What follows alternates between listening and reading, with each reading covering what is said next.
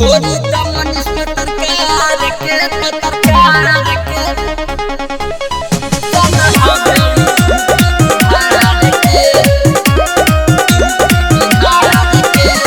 Music by DJ Simran. सुख और दुख में साथ देले हर परिवार के।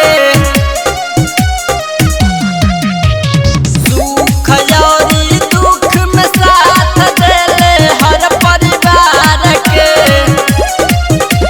छोरी दमन पत्रकार के सन हवे यूपी बिहार के। छोरी दमन पत्रकार के सन हवे यूपी बिहार के। पूरा हिंदुस्तान में हलफा मचल हाहाकार के। छोरी दमन पत्रकार के सन हवे यूपी बिहार के।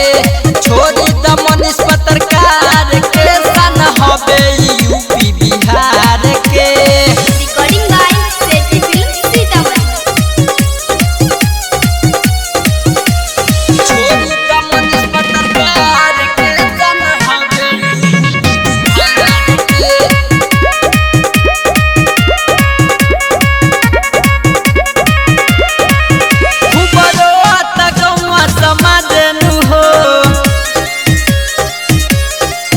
मनीष भैया के रिहा कर यादेनु हो।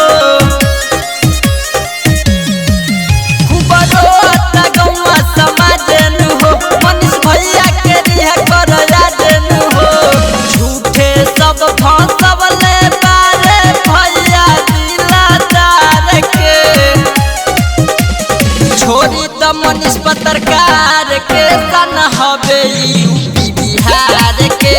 छोरी दमन पत्रकार के सन हवे यूपी बिहार के। सन हवे यूपी बिहार के। Music by DJ Simran.